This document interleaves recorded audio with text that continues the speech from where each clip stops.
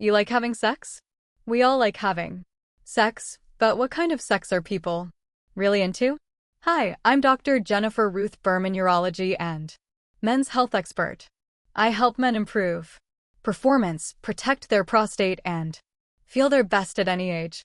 And today, I'm breaking down the top 10 sexual activities that people are into based on a huge nationally representative study. So whether you're just curious or want to know what's normal, stick around, because some of these are really going to surprise you. Before I jump into the top 10, I want to tell you where I got this research. So researchers investigated over 2,000 adults. 975 were men. A little over 1,000 were women from all over the US who took part in an online survey. Now, the survey was confidential, and the surveying company tried to get people who would reflect the demographics of the US population based on age, gender, race, all those sorts of things. Now, these people were asked questions about their sexual behaviors, what they found appealing, as well as their relationship status. And ultimately, what this survey did was give us a snapshot into what Americans are doing and what they're into. Now, just a caveat, 91% of the people who answered this survey were heterosexual. So, these results might not apply to everyone. So, let's get into it. The top 10 activities US Americans are into. Number 1, not surprising, vaginal sex. This is the most common activity. 88.5% of men and 91% of women have admitted to having vaginal intercourse and doing it regularly if they have a partner. From a urological perspective, this makes complete sense, as vaginal intercourse is the most natural and physiologically straightforward form of sexual expression for heterosexual couples.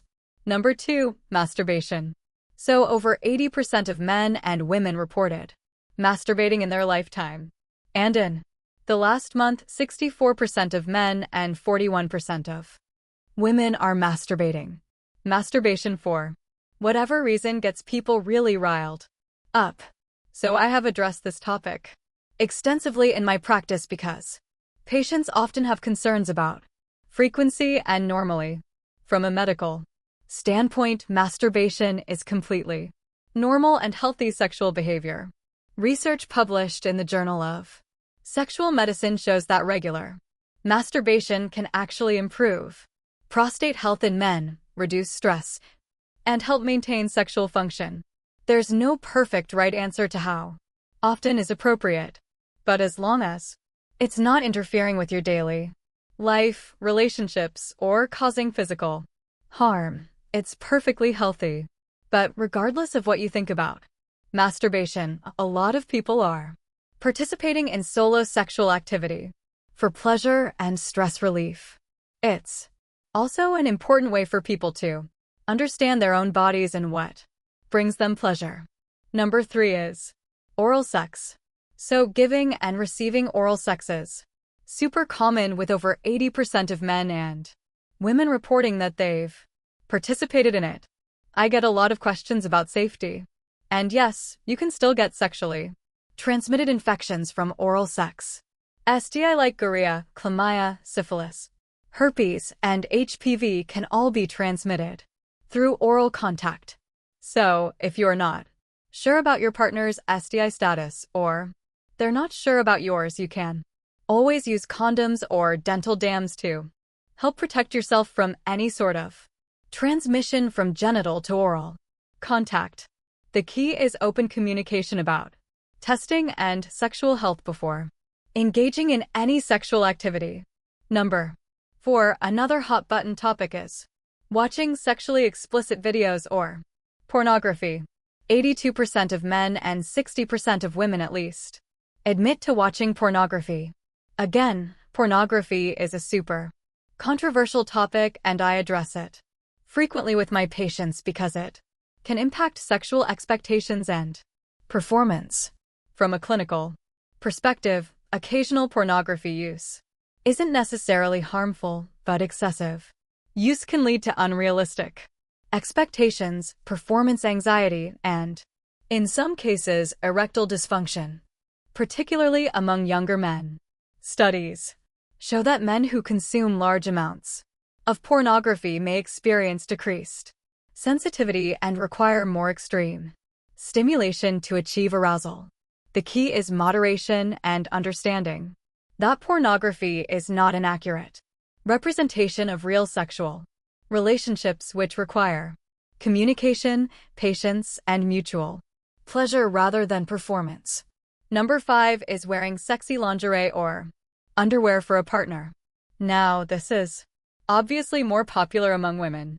75% of women admit to doing this. However, 26% of men also choose their underwear specifically for their partner. I think this is fantastic, right? It's a super easy way to build anticipation, show effort in the relationship, and add novelty if it's something you're not already doing. From a psychological standpoint, making an effort with appearance for your partner can boost confidence and help maintain sexual interest in long-term relationships. It's about showing your partner that they're worth the effort, which can be incredibly arousing for both parties. Number 6 surprised me a little bit, but it's sending or receiving nude or semi-nude photos. Now, this made me nervous because in the age of modern technology, you have to be very secure with someone you're sending nude or semi-nude photos to, because you never know where they could end up. But the reality is that people are doing it. So, 65% of men and 54% of women have either sent or received nude or semi-nude photos. I'm assuming this is consensual and not unwanted photos. From a safety perspective, I always advise my patients to be extremely cautious about this practice. Consider the long-term implications.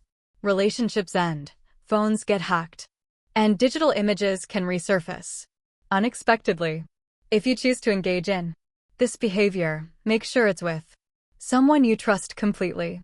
Consider not including your face or identifying features, and understand that once you send something, you lose control over it permanently. Number 7, reading erotic stories. So 57% report they have read erotic stories at some point. And, in fact, the data suggests that women tend to prefer reading erotic stories more than they like watching sexually explicit videos.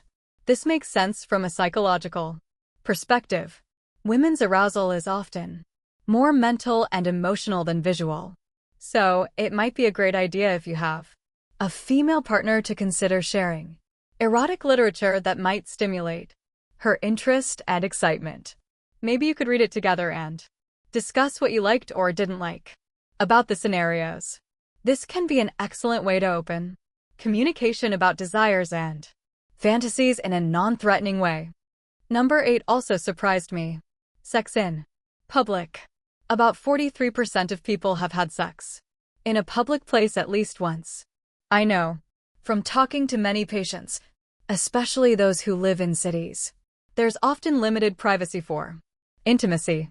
If you live in a small apartment with family members or roommates, finding private space can be challenging.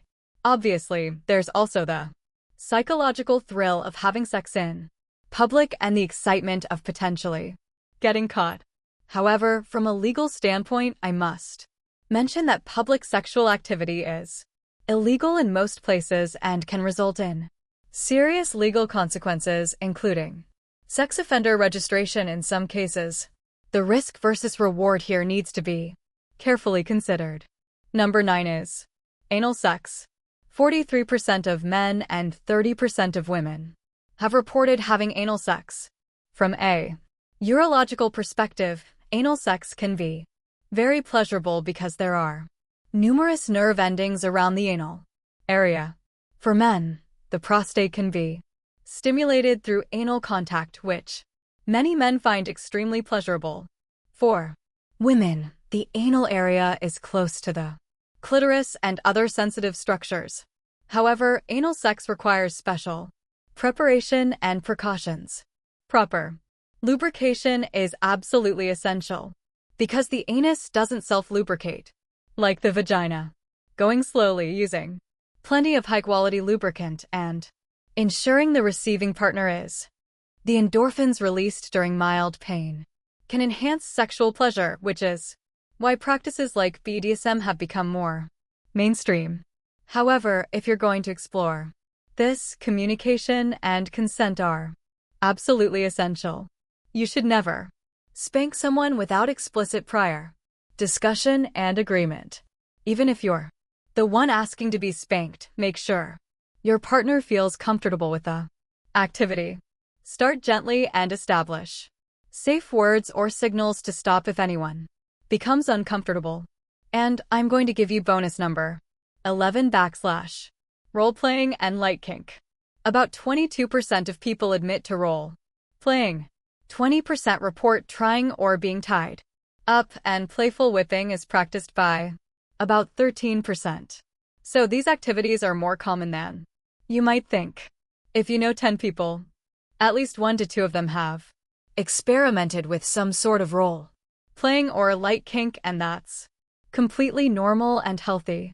Role-playing can be an excellent way to explore fantasies safely, add excitement to long-term relationships, and step outside your normal persona in a controlled environment.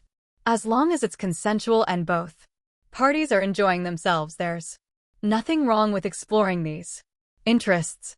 The key with any kink or role-playing is extensive communication beforehand, establishing boundaries and safe words, and checking in with each other during and after the experience. All right, bonus activities, threesomes. 18% of men and 10% of women admit to having threesomes. And then group sex. Sex parties and BDSM parties are experienced by less than 8% of people. These are definitely more niche activities that require very high levels of communication, trust, and sexual confidence. For those considering group activities, it's crucial to discuss boundaries extensively beforehand. Ensure everyone involved is tested for STI and establish clear rules about what is and isn't acceptable. These situations can be emotionally complex and may impact relationships in unexpected ways. The researchers also found that there are some activities that many people find interesting that are related to sexuality but aren't necessarily sexual acts themselves. So romantic and affectionate behaviors, like cuddling and kissing, are appealing for both men and women. This reinforces that intimacy isn't just about sexual acts. It's about connection, affection, and emotional bonding. Men are statistically more likely to find anal sex, group sex, and watching explicit videos appealing. But most men still rate these activities as not particularly appealing. This shows that while men might be more open to certain activities, it doesn't mean they're constantly seeking them out. Women are more likely to find watching romantic movies, getting couples massages, and using vibrators appealing. None of this is really shocking from a clinical perspective, but it does highlight the different ways men and women often approach sexuality and intimacy. Bottom line, people are interested in a variety of different sexual activities, and there is no single normal way to express your sexuality. What's most important is that whatever you choose to explore is consensual, safe, and enhances rather than detracts from your relationship and personal well-being. Hopefully, you found this information helpful, either to realize that you're not alone in your interests or to discover that there are many different ways to explore intimacy with a partner. Of course, all of these activities need to have a foundation of open, honest communication with your partner. You cannot just try something new without discussing it thoroughly with your partner first, making sure they are completely comfortable with it, that they feel safe, and that everything is completely consensual. Surprise sexual activities are never appropriate and can damage trust and relationships. From a medical perspective, I always encourage my Patience to approach sexuality with curiosity, respect, and patience. Sexual exploration should enhance your relationship and personal satisfaction, not create pressure or anxiety.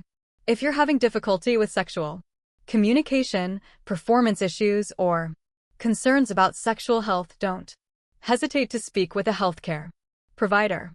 Many sexual concerns have medical solutions, and there's no shame in seeking professional help to improve your sexual health and satisfaction. Remember, good sexual health is an important component of overall health and well-being.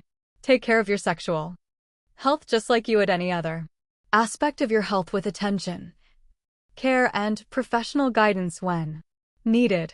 And before we wrap up, one last tip for the men watching.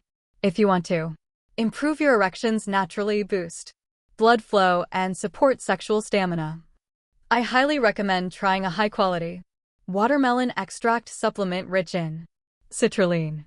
Clinical studies show citrulline can increase nitric oxide production, which relaxes blood vessels, improves circulation, and helps you achieve and maintain stronger erections. I'll link my top recommendation in the description below. Thank you for watching.